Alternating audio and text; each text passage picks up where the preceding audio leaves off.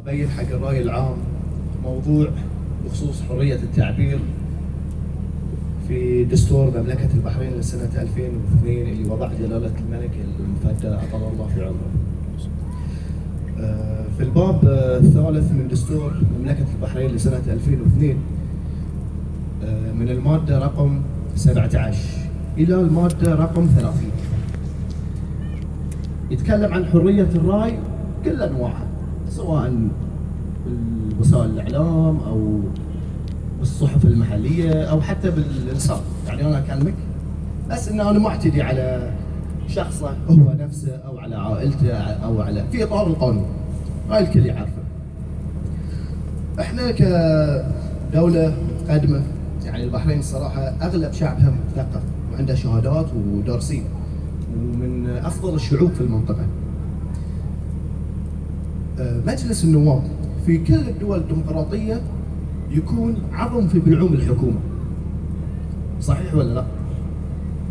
مثال الكونغرس الأمريكي، الرئيس باراك أوباما ما يقدر يطوف قرار إلا بأمر كونغرس. للأسف احنا عندنا في البحرين مجلس النواب حلوى بالعوم عند الحكومة، والله يعني الحكومة تقول تقط عليهم مشموم، هذا لأن مع الحكومة في كل شيء، ما يمانعون ولا أي قرار تبي تمشي الحكومة بتمشي. للأسف المواطن البحريني ايش يبي؟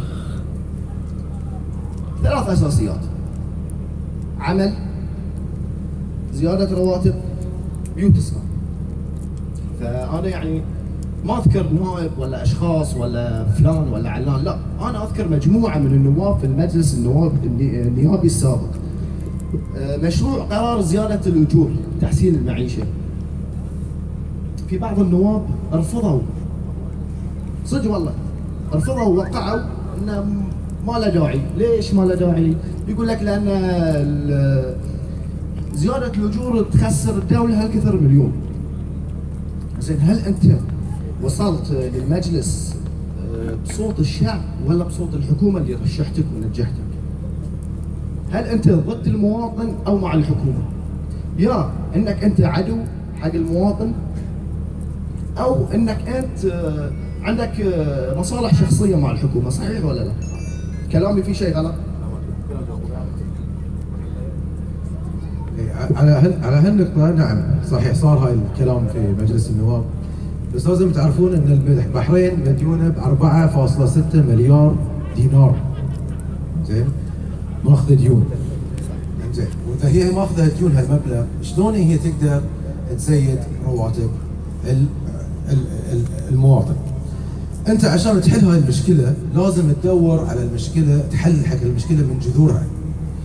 احنا اقتصادنا مو قوي، واقتصادنا قاعد يضعف، نفس ما تكلمت من ساعة، سعر البترول قاعد ينزل، وفي نفس الوقت صادراتنا وايد قليلة بالنسبة حق استيراداتنا.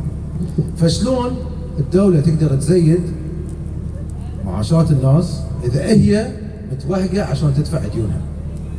وطبعا لها علاج. العلاج لازم انت تنمي الاقتصاد اولا، واذا قدرت تنمي الاقتصاد اولا عقب انت تقدر تنمي تزيد معاشات الناس.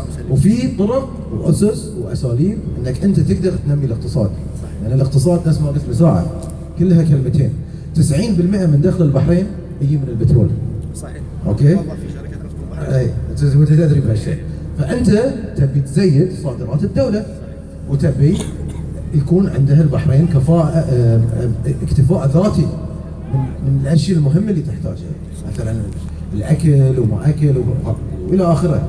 وطبعا في قرارات انت اللي تفكر فيها اللي صدق تزيد بعد المديونيه في البحرين، مثلا الاكل، اوكي، يسمونه بالانجليزي سبسيدايز، بس انه يعني الحكومه هي تدعم وتدفع قيمه الاكل هذه. عشان كذي احنا عندنا الدياي واللحم والاكل في البحرين هني من ارخص الاماكن في العالم انك تقدر تشتري فيها. لكن من مستفيد فيها؟ بس 50% من الناس اللي ساكنه هني. ال 50% الثانيه كلهم اجانب. مثلا في دبي خلوا سعر البترول، خلوا سعر البترول في دبي على الناس، والبترول وايد اغلى من البحرين في الامارات لسبب واحد، لان في وايد اجانب هناك، فيبون ياخذون فلوس الاجانب. شغل عدل. ياخذون فلوس الاجانب، لكن زيدوا رواتب الناس من على حساب فلوس الاجانب. ففي استراتيجيات وفي طرق انك انت تقدر تزيد اقتصاد الدوله، ولان قدرت تزيد اقتصاد الدوله تقدر تزيد معاشات الناس. مشكور وانا اثني على كلامك الاخ فراس. بس الواجب كنائب يعني الله يوفقك ويوفق جميع مرشحينا بما في خير حق الوطن والمواطن. بس المفروض كنائب انت وصلت بصوت الشعب، حلو، انك تخلي المواطنين او الاهالي اللي يرشحوك في الصوره. يا جماعه ترى في قانون، في مشروع الحكومه تبي تنفذه كذي كيت كيت كيت. انا اخذ رايكم لان انا اوصل صوتكم، لان انا اتكلم باسمكم في المجلس، ما اتكلم بشخصي انا ولا اخذ قرارات فرديه في المجلس. فهاي الشيء ما يجوز. ونتمنى يعني مستقبلا اذا الله وفقك ووفق مرشحينا انه يتواصل.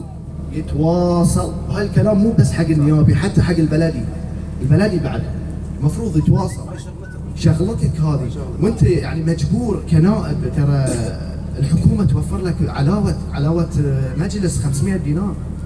مفروض انت كل اسبوع يوم اثنين يوم ثلاثه يوم من الاسبوع تبطل بابك. يا جماعه يا اهل ديرتي ترى كذي انا اوصل صوتكم، ايش رايكم انتم؟ كلامي في شيء غلط؟ ايش رايكم؟ انا اخذ رايكم، انا اتكلم باسمكم ما اتكلم باسمي شخصي.